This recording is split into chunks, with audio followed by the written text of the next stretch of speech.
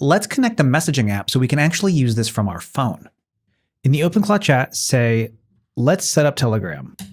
The chat will come back with some instructions, and your message might look a little bit different, but the instructions should be roughly the same. First, in Telegram, you'll need to message the bot father. I've left a link in the description below that you can click on to automatically initiate a conversation with the bot father. Or in Telegram, you can search for @botfather, and then open a conversation by clicking on it.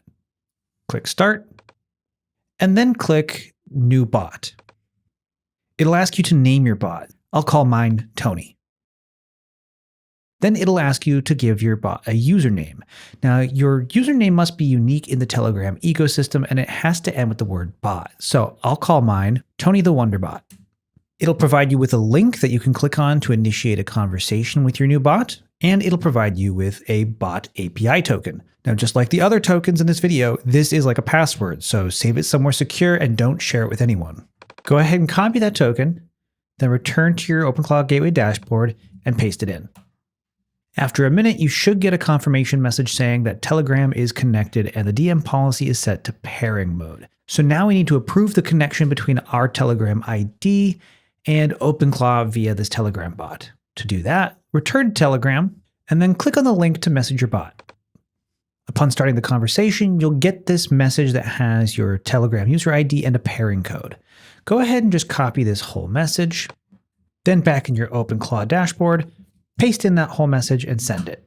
And after a minute, you'll get a confirmation saying that your ID has now been paired. Let's go back to Telegram and say hello.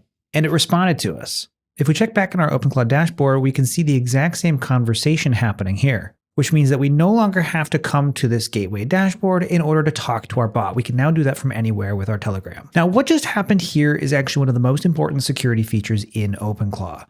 Your Telegram user ID just got added to an allow list. That's the DM pairing policy.